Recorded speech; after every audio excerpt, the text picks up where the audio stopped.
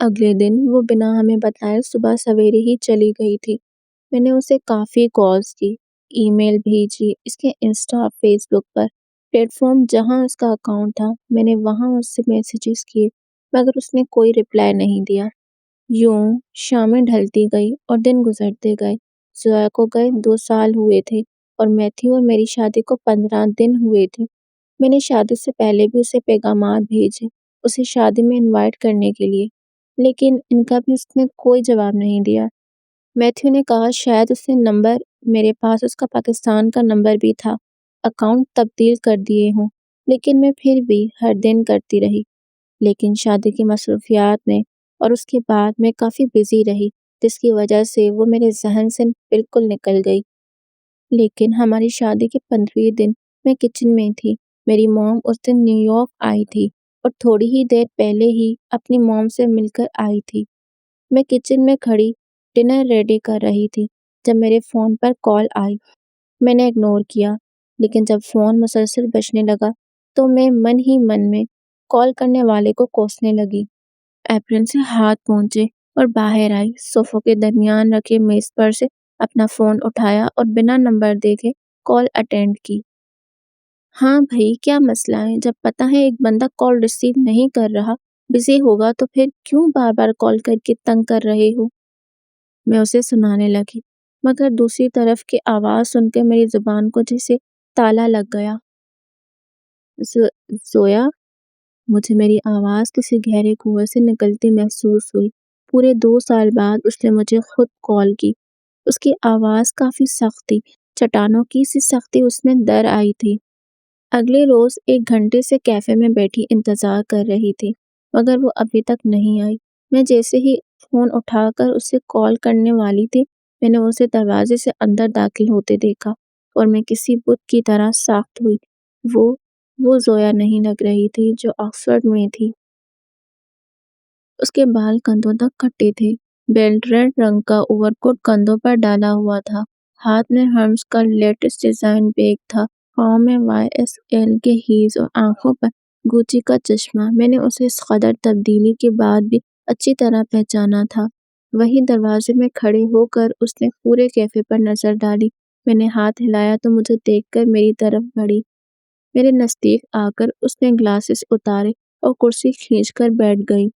Hormuz کا اس قدر مہنگا بیگ اس نے اپنے قدموں میں رکھا۔ کیسی ہو؟ میں ابھی اس کے پہناوے کو دیکھ رہی تھی جب اس نے بات شروع کی۔ وہ بدلی نہیں تھی۔ ہاں، بس اس کا پہناوا، اس کا اسٹائل خاصا بدل چکا، باقی وہ ویسی تھی۔ چہرہ تھوڑا مرجھایا سا تھا، باقی ٹھیک تھی۔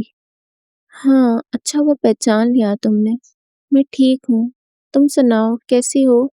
اور اتنے سالوں کہاں تھی؟ میری کالز اور میسیجز کا رپلائی نہیں دیا۔ میرے پوچھنے پر اس نے چند ثانیے مجھے دیکھا، جیسے وہ میری باتوں کو سمجھنا چاہ رہی ہو۔ بہت وقت لگا جواب بننے میں۔ میں بھی ٹھیک ہوں، اس نے کندھے اچکاتے ہوئے کہا اور پھر خاموش ہوئی۔ زویا یار، تم نے بتایا نہیں۔ میرا نام زوہا ہے، اس نے میری بات کاٹ کر بولا۔ میں کچھ حیران ہوئی، اس نے اپنا نام کیوں بدلا تھا؟ اور یہاں مجھے یقین ہو گیا، وہ پوری بدل چکی ہے، صرف اس کا پہناوا ہی نہیں۔ تم نے اپنا نام کیوں چینج کیا؟ اس نے پھر سے مجھے دیکھا اور پھر سے سوچنے لگی۔ میرا نام شروع سے زوہا ہی ہے۔ وہ کھڑکی سے باہر دیکھنے لگی۔ لیکن یونیورسٹی میں تو تمام کاغذات میں تمہارا نام زویا تھا، میں نے بے چینی سے کہا۔ اس نے گردن موڑ کر مجھے دیکھا اور یوں دیکھنے لگی جیسے وہ مجھے پہلی بار دیکھ رہی ہو، کسی انجان انسان کی طرح۔ یونیورسٹی چھوڑو یہ سب، تم یہ بتاؤ تم کون ہو؟ اور یہ سن کر میرا سینہ بھاری ہونے لگا۔ پھر میں ہنسنے لگی۔ مذاق کر رہی ہو نا؟ میں نے ہاتھ سے اسے جھٹکا۔ لیکن میں سچ میں نہیں جانتی تم کون ہو۔ اس کا چہرہ بے تاثر تھا۔ میں یکدم خاموش ہوئی اور پھر تم مجھے نہیں جانتی؟ کم آن زویا، تم مجھے بھول گئی؟ وہ ذرا چونکی، جسے اندر کہیں گہرا خوف ہو۔ ہاتھوں کی انگلیاں بار بار کوٹ کو کھروچ رہی تھی۔ وہ اس کے چہرے کو دیکھتی رہی۔ وہ زویا نہیں تھی، وہ کوئی اور تھی، یا شاید وہ خود کو کھو بیٹھی تھی۔ میں نے اس کی آنکھوں میں جھانکا۔ اگر تم مجھے نہیں جانتی تو پھر مجھے کال کیوں کی اور مجھے ملنے کیوں بلایا؟ میں نے آہستہ سے پوچھا۔ وہ لمحے بھر کے لیے خاموش رہی، نظر سیدھی میز پر گاڑ دی، پھر ایسے بولی جیسے کوئی ریکارڈر ہو۔ میرے پرانے فون پر تمہارے نمبر سے کالز آئی تھی۔ پھر ذرا رکی، بے تاثر لہجے میں اگلا جملہ کہا۔ میرے سوشل میڈیا اکاؤنٹس میں تمہارے پیغامات موجود تھے، اسی لیے میں نے رابطہ کیا۔ تو تم مجھے جانتی نہیں ہو؟ میں نے بے یقینی سے کہا۔ اس نے گردن ذرا دائیں موڑی، پھر بائیں، جیسے کوئی سوچنے کی مشق کر رہی ہو۔ نہیں، میں تمہیں نہیں جانتی، تم صرف ایک نمبر اور چند میسیجز ہو میرے لیے۔ اس کے الفاظ میرے سینے پر بوجھ بن گئے۔ میں نے بے ساختہ درد بھری نظروں سے اسے دیکھا۔ زویا، تمہیں کچھ یاد نہیں؟ آکسفورڈ، ہمارے دن، وہ لمبی واکس۔ اس نے پھر نفی میں سر ہلایا۔ او گاڈ زویا، تمہیں ہو کیا گیا ہے؟ میں نے اپنا سر دونوں ہاتھوں میں گرایا۔ وہ لمحے بھر کو خاموش ہوئی، اس کے ہونٹ ہلے مگر آواز نہ نکلی، آنکھیں خالی خلا پر جم گئی۔ ہاں، میں نے تمہیں بلایا تاکہ تم مجھے کچھ بتاؤ، کیونکہ اچانک وہ رک گئی، جیسے زبان پر تالا پڑ گیا ہو۔ میں نے گھبرا کر کہا، زویا بات پوری کرو، کیوں بلایا ہے مجھے؟ اچانک اس کی آنکھوں میں ایک چمک آئی، وہ چونک کر سیدھی میری طرف دیکھنے لگی۔ ہاں، تم بیلا ہو، بیلا۔ ہاں، مجھے یاد آ گیا۔ پھر یکایک بولی جیسے اندر کہیں ریکارڈر ٹوٹ گیا ہو۔ وہ جلدی جلدی ہونے لگی، الفاظ ایک دوسرے سے ٹکرا رہے تھے۔ دیکھو، میں پاگل نہیں ہوں، مجھے یاد ہے سب۔ تم بیلا ہو نا؟ اور غازی؟ ہاں، غازی بھی، اور میتھیو، لوکس، میری جین، روزی، لائم، ایلکس، ہنری، جینی۔ ہاں ہاں، سب یاد آ گیا۔ اس کی آواز میں کپکپاہٹ تھی، جسے کوئی برسوں کی بھولی بھکتیاں اچانک ٹوٹ کر برس پڑی ہوں۔ میں سکتے میں بیٹھی اسے دیکھتی رہی۔ وہ مسلسل سر ہلا رہی تھی، بار بار کہہ رہی تھی، میں پاگل نہیں ہوں، میں سب جانتی ہوں، سب یاد ہے مجھے، سب۔ میں تو جینی کا نام سن کر حیران تھی۔ جینی کون تھی؟ باہر اچانک بارش کی بوندیں کھڑکی کے شیشے پر گرنے لگی۔ اندر وہ بیچاری لڑکی اپنے وجود کے کرب میں الجھی بیٹھی تھی۔ میں نے اس کے چہرے پر نظر ڈالی۔ اس کا چہرہ اداسی کی پرچھائیوں میں ڈوبا ہوا تھا۔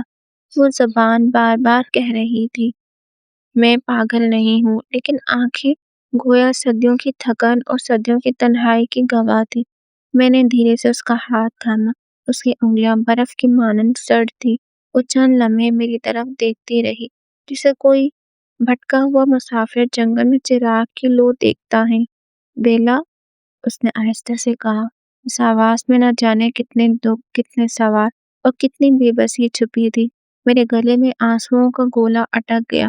وہ زویا تھی، یا زوہا، یا پھر وہ کوئی تیسرا وجود ہے جو نہ اپنے ماضی کا ہے نہ حال کا۔ تم پاگل نہیں ہو زویا۔ میں نے بمشکل اپنے آنسو روکے رکھے تھے۔ لیکن یہ سب جو تم کہہ رہی ہو، اس کا مطلب کیا ہے؟ وہ کچھ دیر خاموش رہی، شاید وہ پرانی کتاب ہٹے ہوئے اوراق کو جوڑنے کی کوشش کر رہی تھی۔ پھر آہستگی سے نظر اٹھا کر مجھے دیکھا۔ لیکن سب کہتے ہیں میں پاگل ہوں۔ اس کا چہرہ یکدم بے تاثر ہوا۔ اس نے میری بات کو نظر انداز کیا۔ مجھے اندر ہی اندر ایک انجانے سے خوف نے آن گھیرا۔ سب جھوٹ بول رہے ہیں، تم بالکل ٹھیک ہو۔ یقین نہیں آ رہا تو کل ہم ڈاکٹر کے پاس جائیں گے۔ میں نے مسکراتے ہوئے اس کا ہاتھ تھپتھپایا۔ اس نے آہستہ سے اپنا ہاتھ میرے ہاتھوں کی گرفت سے آزاد کیا۔ میں پاگل ہوں بیلا۔ اس کی آواز مدھم تھی۔ میں 3 مہینے پاگل خانے میں گزار آئی ہوں۔ یہ سنتے ہی میرے دل پر جیسے کسی نے ایک بھاری پتھر رکھ دیا ہو۔ لمحے بھر کو میرا سانس رک گیا۔ میں ساکت و جامد بیٹھی رہ گئی۔ سامنے زویا بیٹھی تھی، مگر اس کے وجود پر غم کی ایسی تہ جمی ہوئی تھی کہ پہچانتے ہوئے بھی پہچانی نہ جا رہی تھی۔ بیلا، یادیں بھی انسان سے انتقام لیتی ہے۔ وہ جب جانتی ہے اپنا چہرہ بدل کر سامنے آ کھڑی ہوتی ہے اور جب انسان پہچاننے لگتا ہے تو اچانک غائب ہو جاتے ہیں۔ میں بھی یہی یادوں کی قیدی ہوں۔ میں نے گیلی سانس لی۔ باہر بارش تھم گئی تھی لیکن اندر ایک طوفان برپا تھا۔ میں نے کھڑکی سے باہر جھانک کر دیکھا۔ آسمان سیاہ بادلوں سے ڈھکا ہوا تھا مگر بارش تھم ہی گئی تھی۔ سورج آہستہ آہستہ بادلوں کی اور سے نکل رہا تھا لیکن سامنے بیٹھی لڑکی کو دیکھا تو لگا وقت اچانک تھم گیا ہو۔ میں اس کی آنکھوں میں دیکھ رہی تھی اور وہ آنکھیں کسی ویران بستی کے ٹوٹے مکانوں کی طرح لگ رہی تھی جہاں کبھی روشنی ہوا کرتی تھی اور اب صرف اندھیرا بسیرا کیے بیٹھا تھا۔ میرا دل چیخ چیخ کر کہہ رہا تھا کہ یہ زویا ہے جس نے کبھی آکسفورڈ کی گلیوں میں میرے ساتھ کہکے لگائے تھے، جو ہوا کی دوش پر خواب اڑایا کرتی تھی، جس کی ہنسی میں زندگی کی جوت تھی۔ مگر اب میرے سامنے بیٹھی یہ لڑکی زویا نہیں تھی بلکہ ایک ٹوٹا ہوا آئینہ تھی جس کے ہر ٹکڑے میں دکھ کے عکس جھلملاتے تھے۔ تمہارا درد چھوٹا نہیں ہے زویا، میں نے بے بسی سے مدھم آواز میں کہا۔ وہ ایک دم چونکی، آنکھوں میں عجیب سا خوف تیرنے لگا۔ درد؟ وہ ہنسی مگر اس ہنسی میں زہر گھلا ہوا تھا۔